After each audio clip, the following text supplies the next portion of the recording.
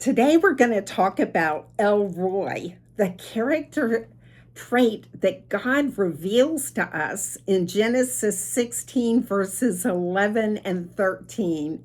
What a blessing this story is. El Roy means God who sees. Let me read you the scriptures from where we're getting this. And it is Hagar in the desert. And the angel of the Lord said unto her, Behold, thou art with child, and shall bear a son, and shall call his name Ishmael, because the Lord has heard your affliction. And she called the name of the Lord that spoke unto her, Thou, God, seest me. El Roy, God who sees. Isn't that beautiful?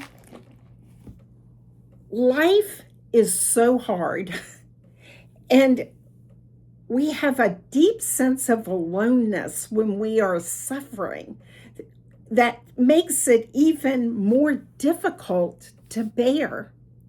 We long for relationships. We are created in the image of God.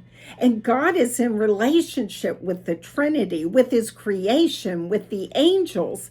And we too, as men and women, desire relationship. And God reveals himself to us here as a very personal God, an intimate friend. And through Hagar's pain and desperation, God reveals to us that he sees our sorrows, he knows of our struggles, and he cares about the specific details of our lives that cause him to act. Abraham and Sarah never referred to Hagar in the Bible by her name. She is a possession. She's only referred to as a servant and a handmaiden. She's like a plate in the cupboard that you pull out and use when you want to. It's simply, Hagar is something they own. Both Sarah and Hagar are dealt a hand in their lives that they don't like. Sarah and Abraham have been promised by God that they are going to have a child. And Sarah's now old and there's no child.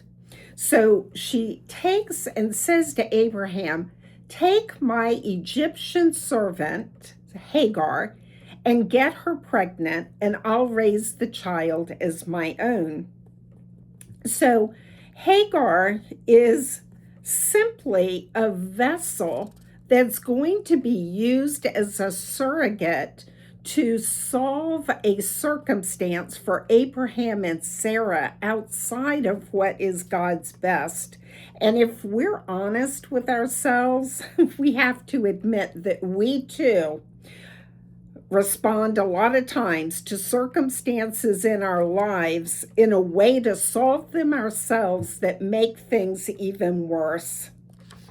And so here we go from one mess to another. And what Hagar does is she is so unhappy that she runs into the desert alone. And this is a woman who is going into a hot, hostile environment with no animals. Water is not abundant in the desert. They're wild animals, and she is alone out there crying when the angel comes to us. And that is when our God shows us his inestimable, his limitless love and care for us. Our relationship is so important to him. We know Hagar did not go into the desert looking for God, but God most certainly came and was looking for Hagar. And he makes her promises, and he names her baby. He tells her, Call your baby Ishmael. And Ishmael means heard by God. El Roy is God who sees. Ishmael is heard by God. And he tells her, you need to go back. And Hagar's response to this intimate encounter with God is she's now seeing with new eyes. Her heart is strengthened. Courage is now replacing her bitterness, and she obeys and goes back. And I am confident that when she went back, she fully understood that there was no change in Abraham and Sarah from seeing her as only a possession, as something that they would use. I know that she understood that. And when the baby is born, they do name the baby Ishmael, heard by God. And Hagar now knows that she matters, that God himself is received her, given her a promise, and that is what God is telling us today. God personally met with Hagar there. And you say, well, Carol, how in the world are you making this application to us today?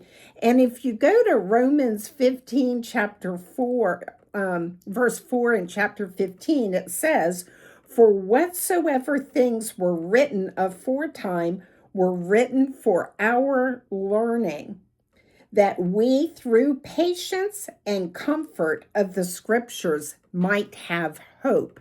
So God has written these things to encourage us, to remind us, to show us what things are. And he is so faithful, so loving, so kind and understanding. And he wants us to have courage. He's told us so many times, fear not. God can break through whatever the dark place is that you find yourself in. And he can fill you today with hope, with courage, with light and love and peace. So take time today to pour your heart out to God.